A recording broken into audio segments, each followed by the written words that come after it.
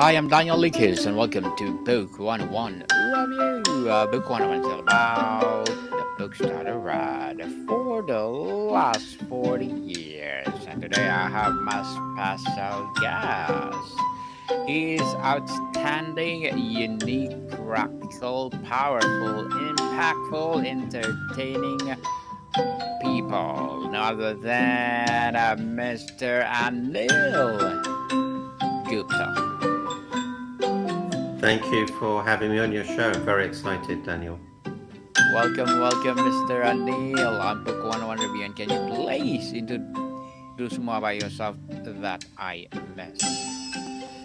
So, I'm known as the Love Doctor. I've spoken in 18 countries, 8 languages, 4 continents. I've coached people like Mike Tyson, Richard Branson's been to one of my events, has spoken TEDx, Fox News, Sky TV, ABC, NBC, iHeartRadio, Harvard. And I have a very special gift to remove the obstacles from preventing you from leading lives filled with love. So I'm excited to give you some tools and methodologies that you can immediately apply today. And thank you so much for sharing your knowledge and wisdom to the world, Mr. Anil. Thank you for empowering love in the air. Thank So you. today let's talk about what is the biggest parenting mistake? When See the yeah, go ahead. yeah.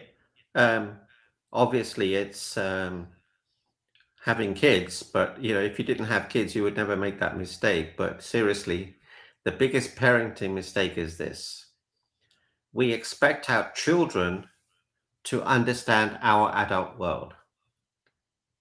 We tell them, oh, when I was your age, I did this, I did this, I did this, I worked hard, I studied hard, I did all sorts of things. But that's not what they want to hear. The biggest mistake is we expect them to come into our world. What we have to do is get into their world, see what they're seeing, experience what they're experiencing, fear what they're fearing, and really understand what makes them tick, what makes them happy, what makes them joyous. That way, you'll never have adolescent behavior. We use the same thing for our kids. We never had any problems. Never. So, Mr. O'Neill, tell us when we talk about the biggest parenting mistake, are we referring to one that the most common or the one with the most severe long term consequences or the one that hardest to reverse? It's the one that's got the biggest consequences because, especially when we're adolescent, uh, we we want to be understood, but we're constantly told, "Oh, we have to do this, we have to do that." But our parents don't understand us, and that causes long-term problems because then the adults make the wrong choice for the wrong reason. They'll go to the wrong reason or go to the wrong university for the wrong reason. When I was young, I wanted to get away from home, so I chose the furthest university away from home, and it was absolutely the wrong thing to do. But I was very lucky in that the course that I picked was the right course. But I was looking at other universities, even a different country. So, but if I could have felt understood, if my parents could have come into my world and see what I was going through, everything would have changed. Mr. O'Neill, many experts points to shift from oh yes, authoritative parenting. The other is permissive or authoritarian styles. Would you agree that this imbalance is the core of most big mistakes? Well, the issue is this: we, especially if you're successful, we've been through a lot of pain and discomfort and adversity. So a lot of parents say to themselves, I don't want my kids to go through that pain and adversity that they went through. So I'm going to make life easier for them. But then what happens is you get enabled and entitled kids who can't make decisions, who can't handle adversity, who can't look after themselves and be a contribution to society. So this is the problem. We have the the greatest gift you can give your kids is this: give them the ability to handle life by throwing adversity at them that they can reasonably handle. Can you give an example for that, Mr. Anil? So, when Richard Branson was 5 years old, he was thrown into the middle of a field, and he was told to get home. I wanted to do the same with our kids. The kids were 7 and 5 at the time, and my wife said, "No, are you crazy? We're not doing that." So what we did, we took them into central London, and we put them on the underground system, the railway metro system, and we told them to get home. But we didn't just throw them into that. We built it up. We made it easier for them. We took them 100 yards from home, 200 yards, 400 yards, 800 yards, a mile from home, and taught them the system so that they could handle life. So they made it, but we were 20 feet behind them if they needed us, and we told them what to do in an emergency. So when my children were 18, they both went around the world by themselves. They, whatever life threw at them, they could handle. Interesting story, Mr. Anil. And from your perspective, that's the biggest mistake often stem from parents who unmet needs or unresolved trauma, effectively passing anxiety down to the next generation. Well, as we grow up, we see how our parents behave, and we make a decision. I'm not going to be like my dad. I'm going to spend a lot of time with my kids. I'm going to be a great father. I'm going to be so caring and loving. It's something that I didn't receive. And we never know what our parents have been through. But the problem is, we were never given a manual. We were never taught how to behave, how to handle upsets, how to forgive, how to let go, how to communicate, and we learn this, and we don't always learn it from the best mentors, and those mentors haven't learned it from the best mentors. So really, it's an unusual situation. You're giving birth to a beautiful soul, but then you've not been given the tools to bring that child up to the best potential, basically. Mr. O'Neill, let's talk about the odd on modern pressure and psychology. In the age of highlight reels on social media and competitive parenting, has the mistake of curating a perfect life for our children instead of preparing them for a real one become more prevalent? Yeah, so the problem arises soon after birth. The parents give their kids a smartphone, an iPad, and the child is very capable of using it, and it gets used to it. It gets used to being entertained every minute of every day. In my day, we were never entertained. We had to create our own entertainment. We would leave the house and then come home late at night, but we would never ask to be entertained. But nowadays, the children are constantly being entertained. And when they're not entertained, they get bored and they get mischievous, or they get ratty, or they get upset, or they play up. What we have to teach our children is to be independent. We not to have too much stimulation. And the other problem is when we give them iPads and iPhones, that emits radiation. And where do they put these things? They put them near their heads and near their uh, uh, genitals, where we are reproducing. So I think there's going to be a big problem with births and healthy babies in the future because they're surrounded by radiation. Radiation indeed. And we often hear about helicopter or lawnmower parenting. Is it the biggest mistake here? The underlying message we send kids: we can't handle this without me. It's a problem because the child doesn't get to grow. It doesn't have the ability to handle their own situations. And sometimes they're helicopter parents. And I remember a time I employed a tutor for my son because he was getting a little bit behind on his schoolwork. And honestly, it wasn't for him. It was for my benefit because I was a little bit embarrassed. And in our community, a lot of the kids were very successful, and I felt, oh, I don't want to feel bad. I don't want people to say to me, oh, your son is not as smart as the other kids. So then I made the decision based on my issues, not my son's issues. And one day I said to my son, do you really want to do this? And he said, Dad, I don't really enjoy it. So okay, let's stop it.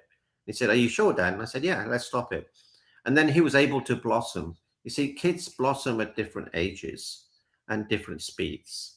So we have to allow for that.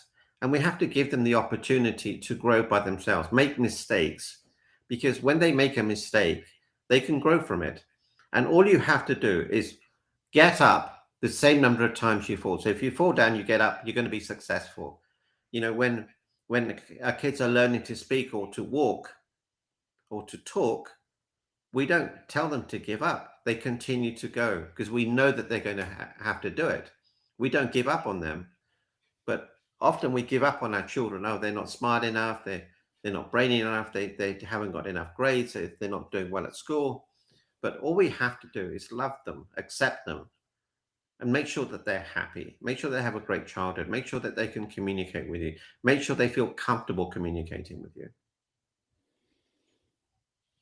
Mr. O'Neill, let's talk about the on connection and behavior. Could a strong case be made that the single biggest mistake is simply not connecting deeply with our child before correcting their behavior? So a problem is this, it's communication. We need to be able to communicate, not sitting across the table with our children, but sitting next to our children and explaining to them the consequences. One of the things we can teach our children is awareness. Awareness gives you clarity. Clarity gives you focus. Focus gives you action. Action gives you results. Results gives you momentum, which gives you everything. We have to teach them that other people have different opinions. They may be seeing something, someone else may be seeing something else. We have to teach them how to listen more and speak less. We have to teach them manners. We have to teach them gratitude, how to give and how to grow emotionally, physically, spiritually, mentally, and financially. And these are things that are sadly missing because we're just running around going from one place to another place. And we really need to just sit down with our kids and listen to them, listen for the fears and worries and concerns that they have, and always know that, always let the children know that they can always come to their mum and dad and they won't be judged or criticized or chastised if they have a real problem. Mr. Anil, many parents were saying no, but does the mistake of avoiding conflict at all costs prevent children from developing crucial emotional regulation and boundary setting skills? Well, this is a big problem. See, as we the new generation are so concerned about being loved by their kids, so they tend to let the kids get away with things because if they say no, they think, oh, my child won't love me. But that's not the case. What the parent has to do is do the right thing. What's the best thing for my child? And the other thing that is a problem, parents are making their children their number one priority, which makes the partner not feel so loved and respected. And that causes a divide. And that's what causes sometimes a breakup in marriages. But when you make your partner your number one priority, they will never leave you. And if your child sees you making your partner your number one priority, they will do the same. Their partner will never leave them. And when you make your partner your number one priority, your capacity to love and be loved increases, so your children will get even more love. Interesting, Mr. Anil. Is consistently prioritizing convenience and compliance in the short term one of the most insidious long term mistakes we make?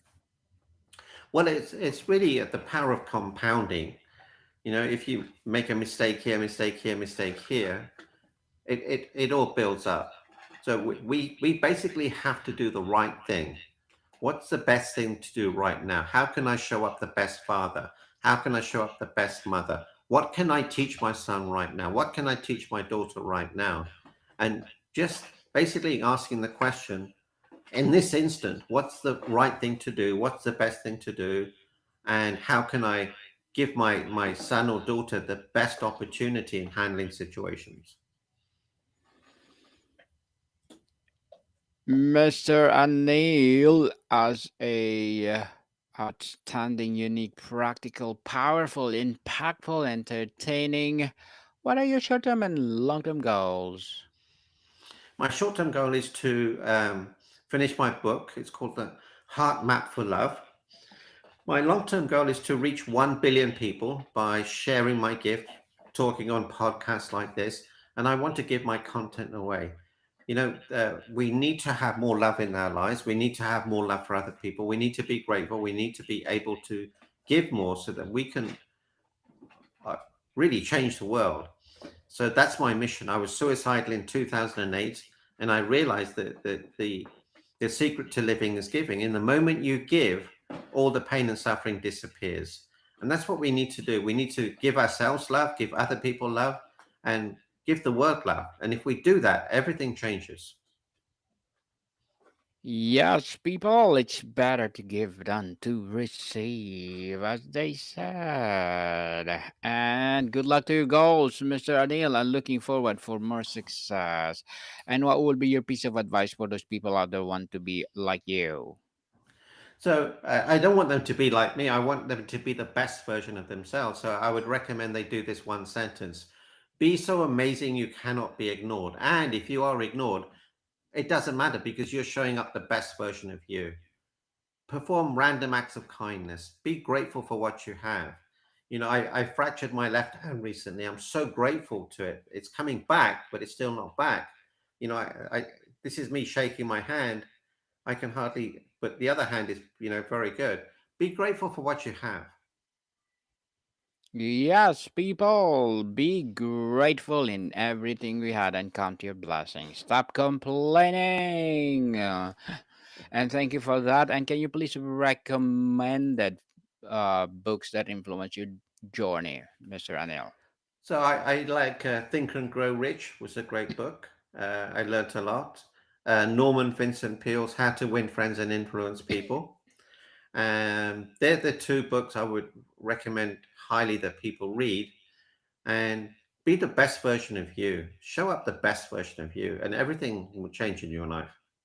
Yes, definitely. And thank you for that recommended book, Mr. Anil. And before we wrap up our discussion for today, I'm inviting you to please do listen to my other podcast, people, because my abstract essay is already in the fifth season, abstract poetry in second season, and my book 101 review in fifth season too, comedy 101 in second season, and my food 101 in fifth season as well, and geography 101, love letters, movie 101 review, and music 101 in fourth season, and my baby podcast, Law 101, Mental Health 101, and Bible Verses 101, and Science 101, and Sex 101 in its second season. So please listen to them wherever you listen your podcast. So, Mr. Anil, finally, to offer hope, if parents take away one thing from the conversation, what is the most important positive intention that you can offer to them? I would say listen to your kids, ask them how they are, ask them how they really are, and ask them what can I do? What what do I need to change to be a better father? What do I need to change to be a better mother? And listen to your kids. You know, the day they were born was such a blessing, and that is such a beautiful day. They've given you so much love, but then as they get older, it's so painful to see kids not wanting to be with their parents, not communicating with their parents, and not having that love. So that's what I would say: communicate powerfully and lovingly, and sit next to them rather than opposite them. Openness, people, openness, and communicate with your kids. And thank you so much for sharing your knowledge and wisdom to the world, Mr. Anil. Thank you, thank you, thank you. So can you please invite our listeners to support your advocacy, your projects, or anything you want to promote on Book 101 Review? So I'd welcome you to help me to reach 1 billion people. My website is meetanil.com. You'll find a lot of free assets on there that you can enjoy. And if you need any help, you can reach out to me there. Yes, people, Mr. Anil Gupta, let's support him because if you support him for sure more empowering advocacy to come. So, Mr. Anil, thank you so much for your time. No, thank you. Thank you. More to come, people. See you soon.